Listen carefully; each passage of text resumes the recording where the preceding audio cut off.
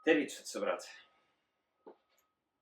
Impulsi pealt üks järjekordne video, aga mitte tavaline video, sellepärast et see teema, mida ma tahan nüüd puudutada, selle teema peale ma olen mõelnud aastaid, kuid just viimasel ajal on see eetrisse tõusnud tänu erinevatele sündmustele ja just ka sellele fookusele, et kui sa ikkagi teatud murekohtadele tähelepanu viid, siis sa saad aru, et see olukord on päris tõsine, päris karm.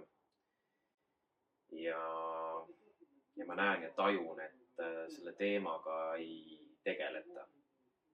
Ja see teema on jäänud unarusse ja seetõttu ma tunnen, et võib-olla mul on siin mingisugune panus või roll anda, et äkki aidata kuidagi kaasa selles valdkonnas.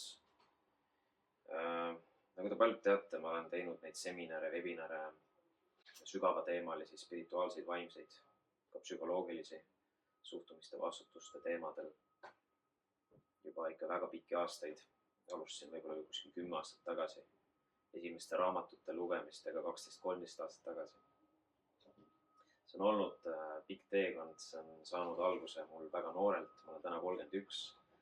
Aga ütleme, ma tundsin juba väga palju arengust ees, võib-olla teistest omavanustest juba, kui ma olin seal 18-19, kui minuni esimesed sellised vaimsed ärkamised ja igasugused raamatud, kogemused, seminarid, informatsioonipagas hakkas minuni jõudma. Ja sellest hetkest saadik olen ma tundnud, et ei saa nagu ainult endale hoida, et see on ikkagi jagamist väärt. Ja võib-olla mul on oma mingi vaatenurk asjadele, mis mõjuvad inimestele kuidagi inspireerivalt, motiveerivalt. Selle videoga ma tahan tegelikult inspireerida, motiveerida, panna kaasa mõtlema eelkõige siis õpetajaid kõikides erinevates koolides või juhatajaid, direktoreid. Sest ma tunnen ja näen, et väga suurde unarusse on jäetud just teismelised lapsed. Ma räägin sellisest vanuseeast 12-15. Võib-olla isegi kuni siis 18 ka. Gümnaasiumiga lõpu klassid kaasa arvatud.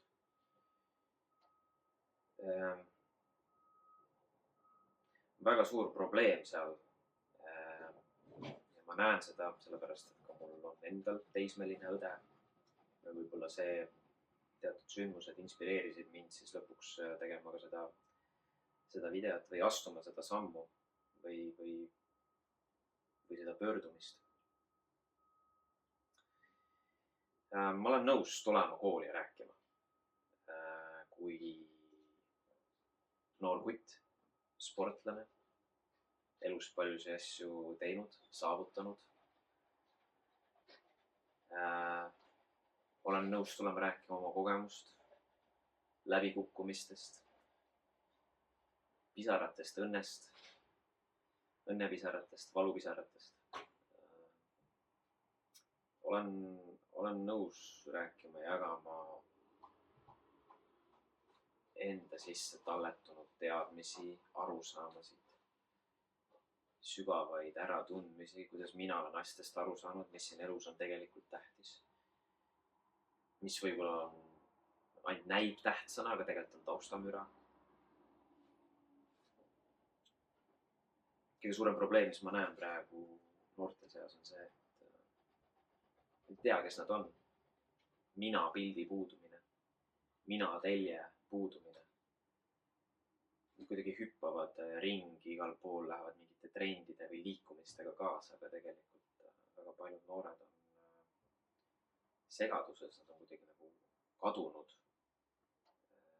Neid on nende enda sees kuidagi välja rebitud või tiritud. Nad olid mingi hetk nemad ise ja kuskilt maalt miski järsku muutus. Ja ma ei saagi siin üldistada, mis seda tinginud on. Et kas mingid ühiskonna mustrid või programmid või on need tulnud vanemate poolt mustrid või programmid või õpetajate poolt saavad ka mustrid ja programmid tulla. Et väga palju mõjutavaid tegureid. Kuid minu eesmärk on inspireerida, motiveerida. Ja ma olen nõus tulema rääkima. Ma olen nõus tulema, jagama hästi lihtsas ja arusaadavas eesti keeles. Ja söödavaks tegema ka 12 ja 15 aastastele pubekatele nii-öelda siis, kellel muidu on pea täis igasugust virvarri läbi, mis sotsiaalmeedia igalt poolt peale tuleb. Tuua nad korra ruumi kohale. Panna neid kuulama.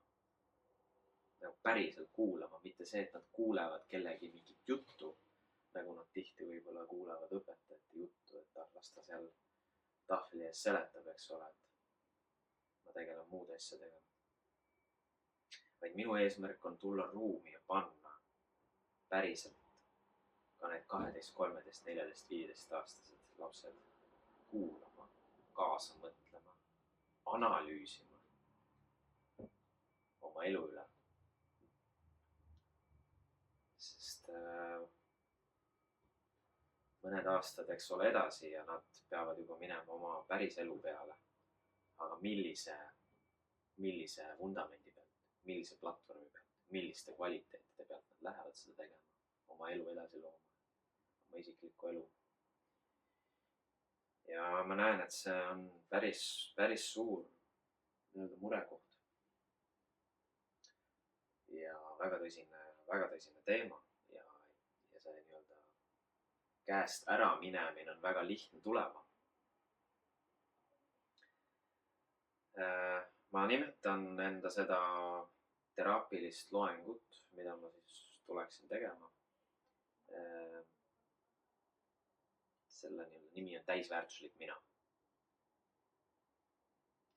Iga noor peab mõistma, et tema on väärtus. Ta sünnib siia väärtusega. Ta ei pea hakkama kohe mingit väärtust looma selleks, et olla väärtuslik. Tema on väärtus. Ja noored inimesed ja tihti teismelised püüavad hästi palju ennast tõestada kellelegi oma sõpradele, oma lähedastele, oma vanematele, õpetajatele, treeneritele, et nad oleks keegi, et nad peavad kogu aeg endast andma kõik, et keegi olla, kuhugi kuuluda. Kuid seda ei pea tegema, kui ei taha teha. Ja kõik valikud on selles mõttes õiged. Siin ei ole mingisugust kindlat teekonda, mida peavad kõik inimesed järgima. 1. klassist 12. klassini, gümnaasiumini, töökohani. Mõned õpilased on võib-olla teistsugusemad, neid on vaja võib-olla teistmoodi juhendada, suunata ja eks ma võib-olla sellel oma teraapilisel loengul võib-olla lähenengi ka mingites kontekstides ka õpetajatele, et nad mõistaksid neid mitmetahulisi nüansse, et kõikidele õpilastele ei saagi ühtemoodi läheneda või neid õpetada,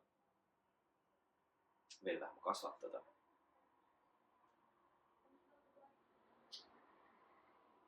Üks naisterahvas on väga hästi öelnud, et sa võid lilli või taimeid või puid kasvatada, aga mitte lapsi. Nad kasvavad ise, neil on vaja lihtsalt anda ideaalne kasvukeskkond. Nad kasvavad ise tegelikult väga hästi ja tulevad toime väga hästi. Kui keskkond töötab nende kahjuks, siis meile võib jääda mulje, et me peame neid õudselt hakkama kasvatama. Ma püüangi selliseid teemasid hakata siis lahti võtma, avama neid uksi. Nagu ma olen ennast ka nimetanud uste avajaks. Püüan avada võib-olla selliseid uksi, mille peale sa võib-olla ise ei tulegi, et peaks avama. Ehk siis täisväärtuslik mina, see märksõna. Ja kui see võib-olla resoneerub mõne, kes on õpetaja, võib-olla ka minu Facebooki sõprade seast on mõni, kes peab seda ametit, on pedagoog, siis tea, et mulle võib alati kirjutada sellel teemal, leppida kokku aeg, koht, tingimused. ma olen väga paindlik kõige suhtes. Ja ma tunnen, et kuna seda ei tehta, ei käi, vähemalt ma ei tea, et seda tehakse sellisel kujul, et ma ei tule rääkima kui vanamoodne psühholoog ja tulema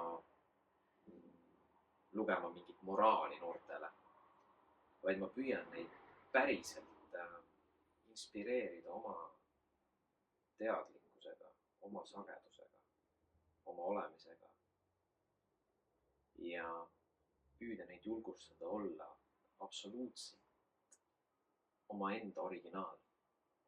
Püüa igal indiviidi, jõuda iga indiviidi tuumani, tema südame ja tema hingeni, et ta oleks absoluutselt oma nii-öelda tõeline originaal. Ehk siis mitte kopeerida. Meil on nii palju neid copy-paste stsenaariumid siin maailmas, kus järgitakse kedagi, kus arvatakse, et keegi on ilusam, keegi on ägedam, keegi on coolim, keegi on osavam. Me kõik oleme ägedad, coolid, osavad. Lihtsalt leia üles see, milles sina oled andekas. Need on need märksõnad, mida ma tahaksin nii-öelda tuua ja viia ja laiendada. Seega, jah. Kui tunnete, et selles on mingi iva, selles nii-öelda idees, et ma võiks ka koolilavadel rääkida, siis võid seda videot jagada ja vaatame, mis tuleb. Ja kui ka ei tule mitte midagi, siis see on ka fine. Võib-olla ei ole lihtsalt täna veel aeg küps selleks. Aga eks ta kunagi võib-olla on. Et aitäh tähelepanu eest ja uute kohtumisteni.